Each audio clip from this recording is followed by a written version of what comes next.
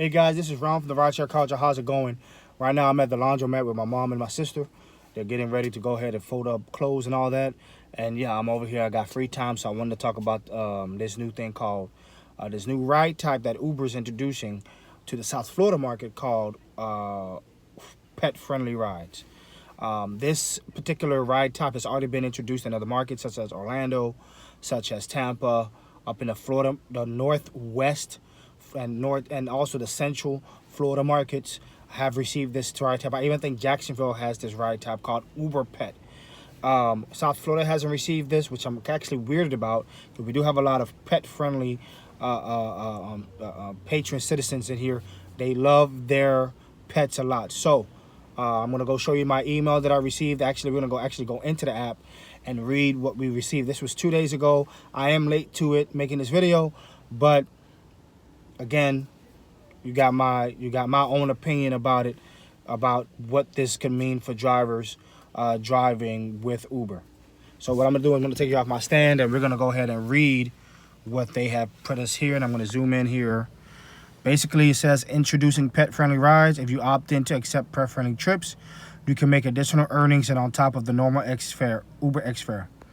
You're gonna make more rides with pet-friendly rides. You're gonna earn an additional $250 through $3.50 on every pet-friendly trip on top of Uber X fares. They're not explaining about that when we read some more. They're not explaining about what they mean, but between the 250 and the 350, it doesn't even look like a set number. It looks like the minimum is 250 and the max is 350 on top of the fare. I don't even know if surge could be included in that. That's going to be questions that I'm going to ask, and maybe they can answer it. And if somebody does know about it, answer it in the comment section below. Do they mean 250 is the minimum, or like how do we know if we get 257, $3? Like what do we know about that? Anyway. How do you opt in as a driver? Make sure you downloaded the latest version of the driver app. Use your mobile phone. Using your mobile phone, opt in to accept pet-friendly rides by clicking here, which is that blue button right there. And they got a little joke here for us. Prep your car for compagnie. Compagnie, get it? I like the jokes, Uber. They are corny, but I get it. Cleaning fees paid by the rider do not cover minor incidents related to pet hair, animal odor, or typical wear and tear issues. It's recommended to have a towel on board if you choose to accept pet-friendly rides trips to help protect the seats in your vehicle.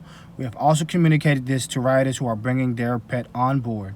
Drivers who always have the right to refuse to transport animals they deem unsafe or uncontrolled. So, we got something to talk about that. Drivers always have the right to refuse to transport animals they deem unsafe or uncontrolled. We're going to talk about that. You guys already know what that means. That's weird. That's very weird that Uber even put that in its notes. Service animals are separate from pet-friendly rides. And anyway, I'm sorry, I'm skipping something. Let me go back. We anticipate launching this option to riders in the next few weeks, but launch in your city may be delayed due to COVID-19, and requests may not be available right away. Then it says here, service animals are separate from pet-friendly rides. Please know that riders with service animals are not required to choose pet-friendly rides. Pets per Uber service, riders cannot deny a ride because of a service animal, regardless of ride type. Drivers who do not opt into pet-friendly trips are still legally required to not to deny riders rides because of their service animal. And then it gives an opt-in now. Then here's the star that I said. If you go up a little bit here, here's the asterisk about the typical wear and tear issue asterisk there. And when you read here, it says cleaning fees may vary depending on the type of damage caused. Riders are required to be in the vehicle with their pet. All right, here's my opinions. Here's my opinions, guys. Uber, if you're listening, and I hope you're watching, if you're going to tell us, see, this is the reason why somebody at Uber who's on the top, who's riding this, needs to be in a car and experience somebody getting in a car with a pet who says it's a service animal. They don't necessarily have an ID on it, nor does it have the pet-friendly vest not pet-friendly, sorry. Nor does it have the service animal vest that some of the animals wear. Cats, dogs, they usually have this thing or this necklace or something that shows that it is. We only have people that tell us that this animal is a service animal. Once they say that, we can't question it, because when you read the service animal policy, and when you even go to the website for the animal services, the law, that's the United States law that talks about it, in that you cannot necessarily question if it's a service animal or not. You can be held liable for it. So Uber, the fact that you put this in the email and you're telling us that we can deny pets on the pet-friendly ride type, and even if they don't tell us that it's a service animal, and then we tell them we can't take a dog, and then they say that they did not take me because I have a dog and my dog is a service animal, even though I didn't know that, we can still get in trouble because you put this in your notes. I don't get why Uber did this. This is the reason why, and I get it. There's some drivers that really despise Uber because of their rhetoric.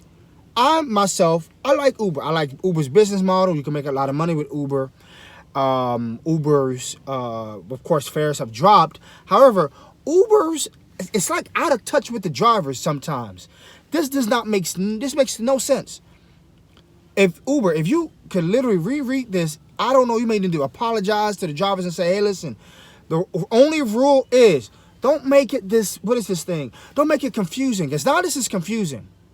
You're telling us that we can do this on the pet-friendly ride type, but you're telling us that we cannot deny service animals. How do we know what a service animal is? They can have the vest on. It could be an ID. It could be some type of note.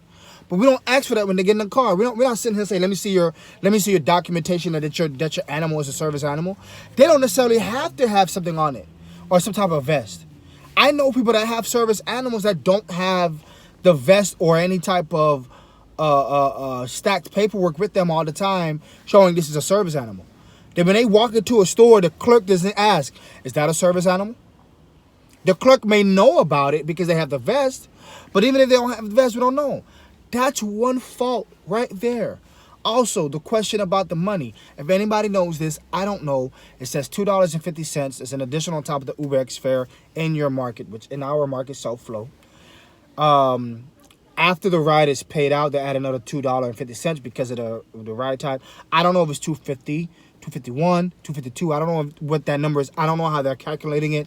It's not specifically on that, and it only maxes out to $3.50. Also, got another issue here. Pet hair and dog smell, especially dog smell. You cannot. I mean, I could call Uber and say, Uber, I got a pet smell in here. I don't know how Uber's going to even confirm that. They can't even physically see it. Like if somebody throw up in the car, they can physically see it. But if you smell like throw up, I mean, I can't. Like when people get in the car, they smell like smoke. I can't call Uber like, oh, this dude smell like smoke, and they give me something to clean out the smell out. I mean, if they see somebody smoking in the car with ash, then I'm like, yo, this person's smoking. But then also when you look at that action and it says cleaning fees may be very dependent on ride type damage. Yo, pet hair is very hard to take out. You need special vacuums to get pet hair out.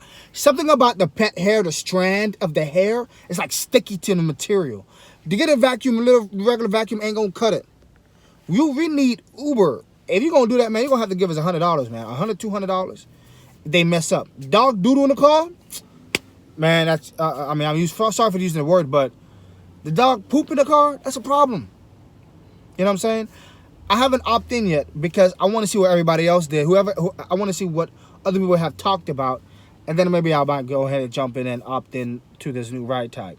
But, I mean, I might as well anyway because I get people with animals in the car and I can't deny them because they might just say I have a service animal. How can Uber even verify that? Is Uber going to say, give me your documentation so I can verify that you are a service animal holder? You know what I'm saying? So it's just off, man. It's just off in my opinion. However, this is the positive. You're going to make a little bit more money, and especially if you're a pet lover, which a lot of my family members are. They love, my sister loves dogs and cats. My peoples that I know, they love dogs and cats and animals and monkeys and all that.